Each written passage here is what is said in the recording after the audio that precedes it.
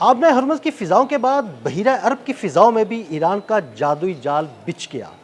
पहले आबना हरमज़ की फ़िज़ाओं में अमरीकी जंगी जहाज़ और ड्रोन्स तबाह होते थे। अब बहीरा अरब की फ़िज़ाओं में भी अमरीकी तैयारे और हेलीकॉप्टर्स गायब होने लगे और तबाह होने लगे।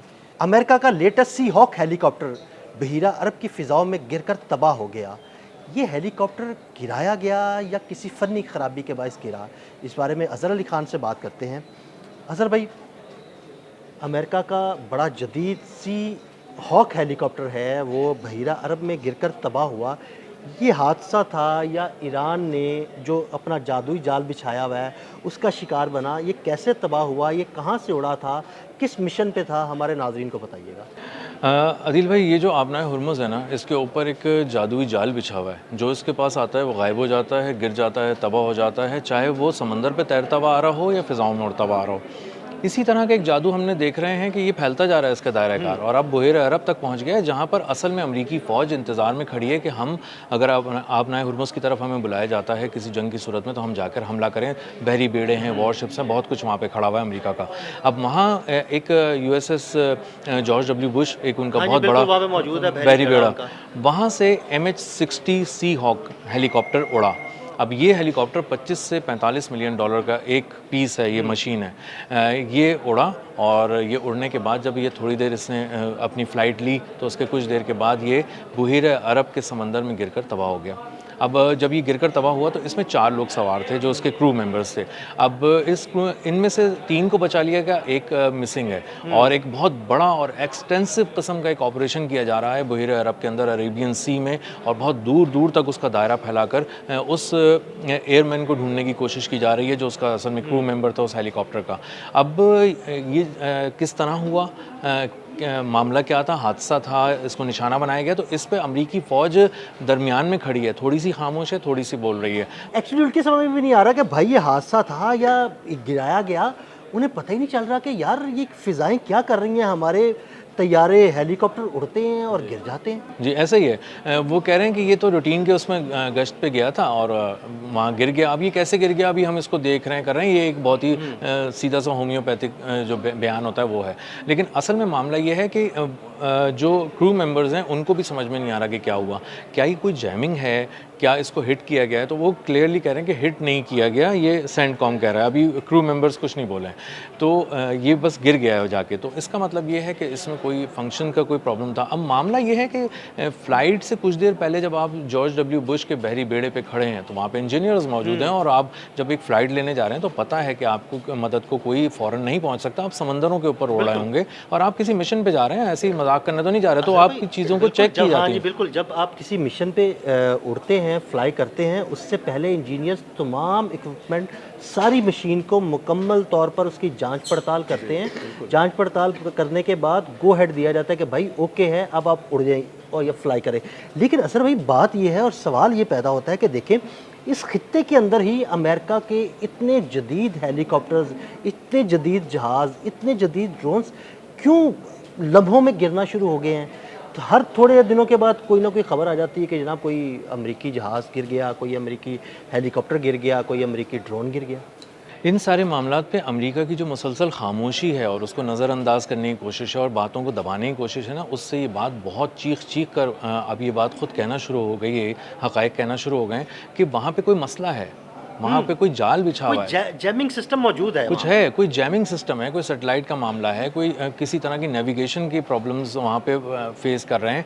मतलब 240 मिलियन डॉलर का एक MQ-4C ट्राइटॉन ड्रोन 52,000 फीट की बुलंदी पे परवाज़ कर रहा है, और कमांड सेंटर कह रहा है सब चीज़ें ठीक हैं। अचानक वो 9,000 फीट की बुलंदी पर आ गया, नीचे अचानक आ गया, और उसके बाद वो सीधे हाथ पे मुड़ा और गायब हो और गया। ईरान की तरफ और गायब हो गया। अब KC-135 रिफ्यूलिंग टैंकर आ रहा है, 7700 का वो एक कोड जनरेट करना शुरू हो गया, जिसका मतलब ये है कि मैं अपना कम्युनिकेशन खो चुका हूँ, तवाज़ुन खो चुका हूँ, और मुझे समझ में नहीं आ रही मैं किससे रब्ता करूँ, मुझे बचाएं। 7700 MQ-4C ट्राइटॉन ने भी ये कहा था, एक इमरजेंसी कोड देना शुरू किया था। इसका मतलब ये है तमाम किस्म के लोगों का कि आप ढूंढने की कोशिश कर रहे हैं लेकिन आपको चीज़ नहीं मिल रही, आप तलाश नहीं कर पा रहे। जो जैमिंग है वो इस कदर शदीद है, इतनी शदीद है कि अगर आप बहरी जहाज़ लेकर जाते हैं तो उसको नेविगेशन का नहीं मिलता। और मैंने वो फुटेज देखी जिसमें सुइयाँ मुसलसल हिल रही होती हैं। और अभी पिछले महीने एक ये अपाची हेलीकॉप्टर के गिरने की खबर भी आई थी ना, अमेरिका का जदीद तरीन अपाची हेलीकॉप्टर, वो भी आबरा हुर्मुज़ के करीब गिरकर तबाह हो गया था। तो देखिए ना कि इतने जदीद हेलीकॉप्टर, इतने जदीद जहाज़, लेटेस्ट इक्विपमेंट से लेस, उनको पता ही नहीं लगता उनके साथ क्या हो रहा है। बिल्कुल ऐसे ही है। $60 मिलियन के हेलीकॉप्टर, 25 से $45 मिलियन के हेलीकॉप्टर्स, ड्रोन्स जो हैं 30-30 मिलियन के लाइन लगाई हुई है। और $240 मिलियन का तो MQ-4C ट्राइटॉन गिरा था।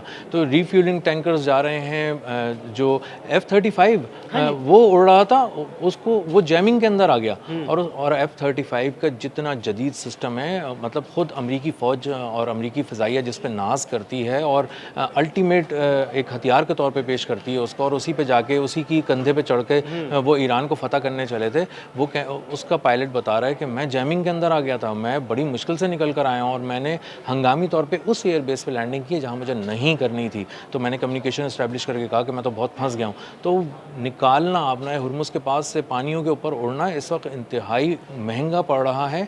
और आप पानी का जो सफ़र है इस वक्त दुनिया का सबसे महंगा सफ़र बन गया है। थोड़ा सा भी अगर आप सफ़र करने लगेंगे तो इसका मतलब है $60 मिलियन अगर आपकी जेब में है और आप हेलीकॉप्टर तबाह करा सकते हैं, आप जहाज़ तबाह करा सकते हैं, तो फिर आप करें। और ये बात अब बहुत अच्छी तरह अमरीकी फ़ौज को भी समझ में आ गई है, डोनाल्ड ट्रंप को भी समझ में आ गई है कि कोई बहुत बड़ा मिस एडवेंचर आप वहाँ पर नहीं कर सकते। और यही वजह है कि आप देखें पिछले 4 महीने में चीज़ें बहुत सारी बदल गई होंगी, लेकिन आबनाए हुर्मुज़ नहीं बदला। 4 महीने से हम एक ही बात कर रहे हैं व्लॉग्स के अंदर कि 500 किलोमीटर के रेडियस में ईरान के आप नहीं आ सकते, आएंगे तो जला दिए जाएंगे, भस्म कर दिए जाएंगे। और आप फिजाओं से आएंगे तो भी और इसकी ये मिसाल बड़ी आपके सामने है कि देखें, जब शुरू में ईरान पर हमला किया गया तो जंगी तैयारों से हमला किया गया, जंगी तैयारे आते थे, हमला करते थे और वापस चले जाते थे। लेकिन अब पिछले कुछ अरसे के दौरान अगर कोई हमले किए भी गए हैं तो मिसाइलों से हमले किए गए, कोई जंगी तैयारा नहीं आया उस फ़िज़ाई हदूद के अंदर, क्योंकि उन्हें पता लग गया कि भाई अगर ईरान की फ़िज़ाई हदूद के अंदर आएंगे तो हमें जैमिंग का सामना करना पड़ सकता है और हमें तबाही का सामना भी करना पड़ सकता है। बिल्कुल यही वजह है। और इसका एक सबूत भी है। इसका सबूत यह है कि पिछले कुछ दिन पहले जब ईरान पे एक बिल्कुल आखिरी और लेटेस्ट हमला किया गया अमेरिका की जानिब से, तो वो भी आबनाए हुर्मुज़ के करीब जो उनके जहाज़ खड़े हुए थे बुहिरा अरब की तरफ, वहाँ से लॉन्च किया गया। और उन्होंने मिसाइल साइट्स को, ड्रोन साइट्स को और कुछ टावर्स वगैरह को निशाना बनाया। लेकिन उनकी हिम्मत नहीं हो रही कि वो डीप इनसाइड ईरान के अंदर टेरिटरी को उनकी ब्रीच करते हुए अंदर आएँ और करते करते आगे चले जाएँ। तो एक कंफर्म एक आपकी मौत इंतज़ार कर रही है जो सरहद से पहले से आपका इंतज़ार कर रही है। अब चूंकि ईरान इस चीज़ को समझ चुका है कि कहाँ से तैयारा उड़ता है और उसको वहाँ भी देख लेता है वो, तो वहाँ से लेकर सरहद के करीब से लेकर सरहद के अंदर तक जहाँ चाहता है अपनी पसंद की जगह पे उसको निशाना बनाता है, लॉक करता है। सबसे अहम बात इसमें तबाही से भी ज़्यादा लॉक करने की है, क्योंकि उनकी वो लॉक ही नहीं होते थे ऐसे तैयारे थे। उनको लॉक करना और उसके बाद उनको एक ख़ास स्पेसिफिक मिसाइल से टारगेट करना, ये ईरान ने एक बहुत ही वर्ल्ड क्लास किस्म की टेक्नोलॉजी जो है वो अमेरिका पे आजमाई है। और अमेरिकी फ़िज़ाइया इस वक्त हाथ बांध के खड़ी है और कह रही है कि जो अगर आपको कुछ करना है डोनाल्ड ट्रंप को ईरान के ख़िलाफ़, तो ज़रा आप ना बहरिया से बोलें कि वो कुछ कर ले।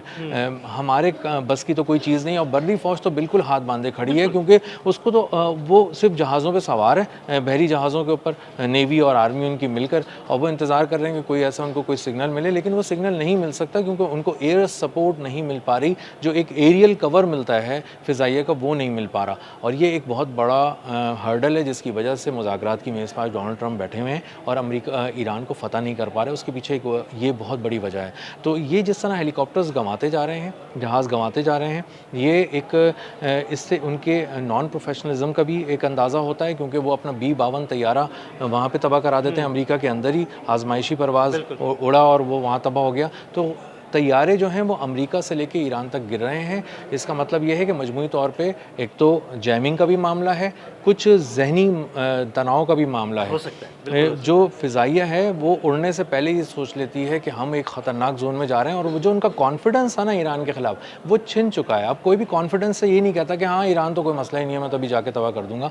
तो ईरान के करीब जाने का मतलब ये कि वो अपनी फैमिली से एक दफ़ा बात कर ले, जो भी पायलट जा रहा है आवाज़ देना है, बिल्कुल वो मरने के लिए जा रहा है। अगर वो बचकर कर आ गया तो ये बहुत बड़ी बात होगी। और इस वक्त जो भी वहाँ जा रहा है वो यही सोच के जा रहा है, और डोनाल्ड ट्रंप को भी अंदाज़ा हो गया, और इसीलिए तमाम जो उनके एरियल अटैक्स थे वो उन्होंने रोक दिए हैं, और जो बहरिया है उसी पे फोकस कर रहे हैं। बहुत शुक्रिया अजहर भाई ने बड़ी तफसील के साथ इस सारे मामले पर रोशनी डाली। मज़ीद अपडेट्स के लिए हमें फॉलो करते रहें। अदील अहमद और अज़हर अली ख़ान को इजाज़त दीजिएगा। अल्लाह हाफ़िज़।